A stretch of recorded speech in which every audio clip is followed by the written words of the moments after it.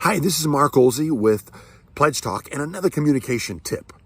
So recently I learned of a company called Redguard that references 4 states of being that can cause or contribute to critical errors on the job or in their workmanship.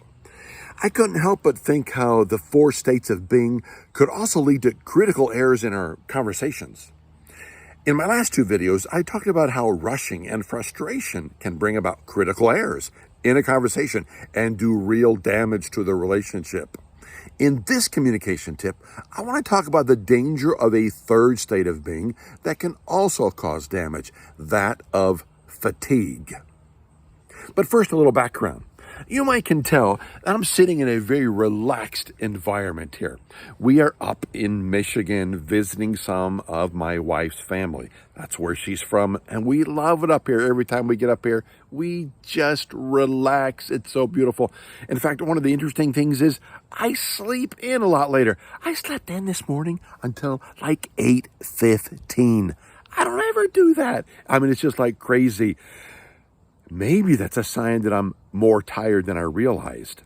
And that got me into thinking about this week's communication tip.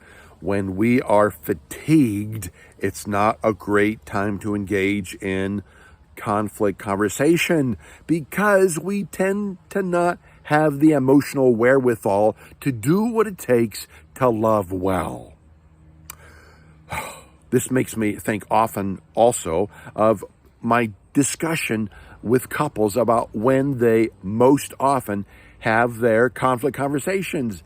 It's late in the evening, like 9 o'clock, 9:30, 10 o'clock, and I say to them, why do you do it so late? And oftentimes they come back with something like, there's this proverb, there's this saying that says, don't let the sun go down on your anger.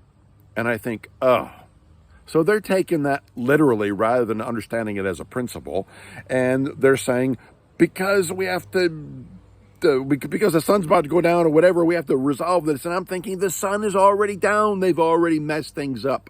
Then I read to them another proverb, from the same book where the first one was taken and called the Bible. And I read this proverb and it says, don't sin by letting anger gain control over you. Think about it overnight and remain silent. What? The first proverb says, don't let the sun go down in your anger. The second one says, if you're angry, think about it overnight and remain silent. Yes, they're talking about principles. Point being, if you are fatigued at night, don't try to force the issue. Sleep on it. Think about it overnight when you can wake up with greater emotional wherewithal. Because you need strength. You need clearness of mind. You need to be able to get some rest so you can think perhaps even with a little different and better perspective.